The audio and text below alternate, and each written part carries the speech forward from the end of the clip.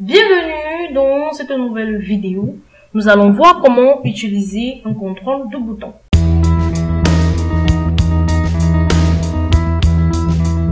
Le contrôle de bouton fournit à votre public un moyen simple et clair d'exécuter les macros que vous avez enregistrés.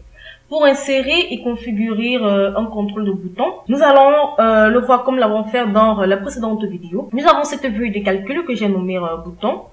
Et là, nous avons tout simplement les revenus pour 2010, 2011 et 2012. Et là, nous avons les différents trimestres.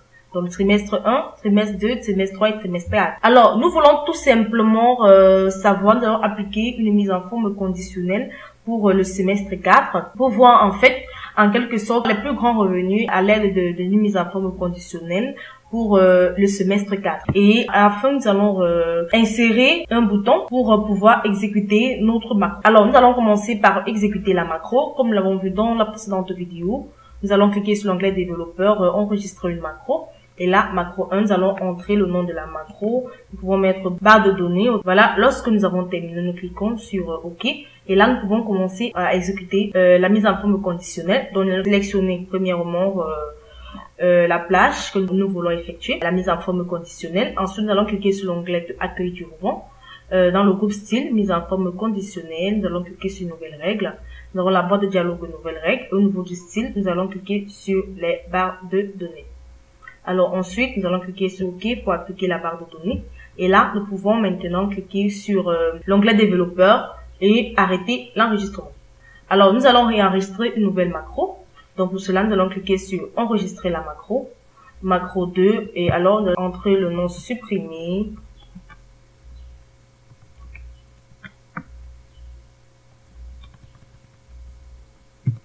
Alors supprimer les barres de données, supprimer les barres de données.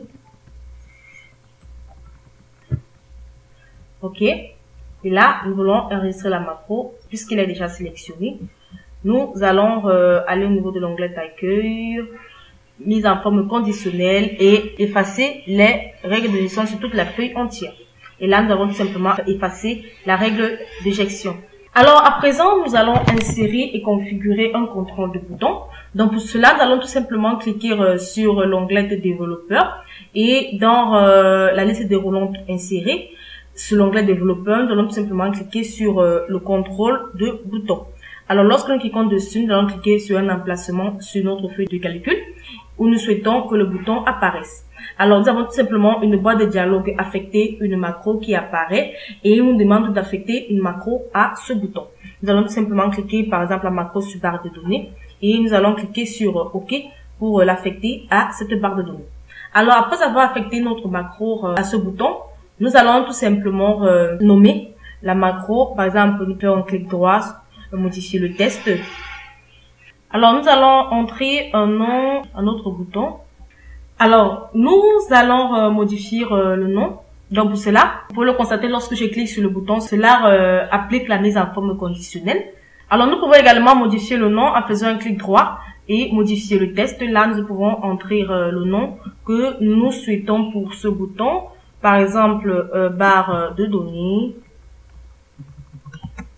Barre de données. Alors, lorsque nous cliquons directement sur la barre de données, voilà, elle applique une mise en forme conditionnelle à notre plage sélectionnée. Alors, comme vous l'avez constaté, pour attribuer une macro au bouton, vous devez tout simplement cliquer avec le bouton droit de la souris sur le bouton et vous allez sélectionner tout simplement affecter une macro dans le menu qui apparaît afin de réactiver la boîte de dialogue attribuer une macro. Lorsque vous ajoutez des macros à un classeur, vous devez enregistrer ce classeur en tant que fichier .xlsm afin de partager vos macros avec d'autres utilisateurs. Alors, si vous enregistrez le classeur en tant que fichier .xlsx, standard, Excel supprime vos macros du classeur. Donc voilà en quelque sorte comment utiliser les boutons de contrôle. J'espère que vous avez aimé cette vidéo de l'entreprise Excel Global, entreprise spécialisée dans les prestations de services Microsoft Excel. Si vous avez aimé cette vidéo, n'oubliez pas de vous abonner et de cliquer sur le bouton j'aime et ensuite de la partager. Si vous avez des questions à poser, vous soyez libre de les poser dans l'espace commentaire.